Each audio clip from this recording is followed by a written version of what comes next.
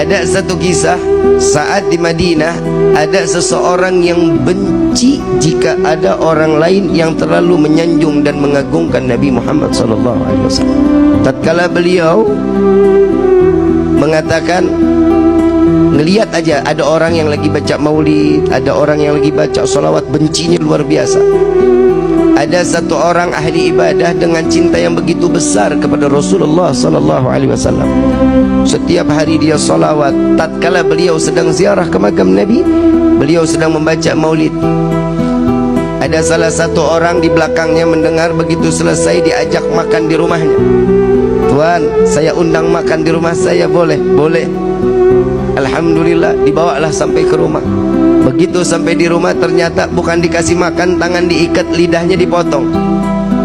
Kenapa? Saking bencinya karena orang tersebut terlalu menyanjung dan mengagungkan Nabi Muhammad SAW. Aku tidak suka tatkala engkau terlalu mengagungkan dan memuliakan Muhammad, karena Nabi Muhammad adalah bukan seorang Tuhan yang wajib kita muliakan dan kita agungkan. Dipotong lidahnya.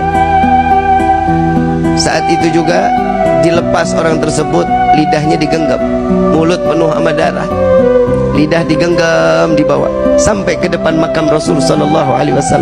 Di dalam hati beliau mengatakan, ya Rasulullah, maafkan saya, bukan saya enggak mau salawat lagi kepadamu, tapi lidah saya saat ini sudah ada di tangan saya. Saya tidak lagi dapat menyanjung dan memuliakanmu dengan lidah yang sempurna.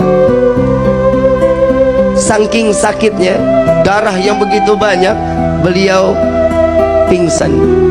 Di dalam pingsannya, beliau didatangi sesosok manusia yang tatkala beliau mengatakan, wahai hamba Allah, wahai hamba Allah, ketahuilah aku Muhammad yang saat ini datang menjengukmu. Biarkan lidah itu terputus sekalipun, jika engkau tetap mencintaiku, maka Allah akan berdekatan, Allah akan mengizinkan aku dekat denganmu, kata Nabi SAW. Namun si hamba Allah ini mengatakan, ya Rasulullah, tapi aku ingin bersalawat dengan fasihnya, dengan kegembiraan, dengan lisan yang penuh dengan kesempurnaan. Maka lidah tersebut diambil oleh Rasul SAW, dimasukkan ke dalam mulut. Di dalam mimpinya, tatkala terbangun dari tidurnya, lidahnya udah nyambung lagi. Di dalam mimpi Nabi memberikan manfaat kepada orang para pecinta Rasul SAW, sehingga seterusnya beliau terus dapat bersalawat kepada Nabi Muhammad SAW. Begitu tahun berikutnya beliau ziarah ke makam Nabi. Tatkala beliau datang sedang membaca maulid, ada seorang anak muda yang datang kepadanya, Tuan, saya ingin mengundang makan Tuan. Sekiranya Tuan sudi untuk ikut dan saya menjamu Tuan, marhaba, ahlan wa sahlan. Gak ada sedikit kesu'dhanan.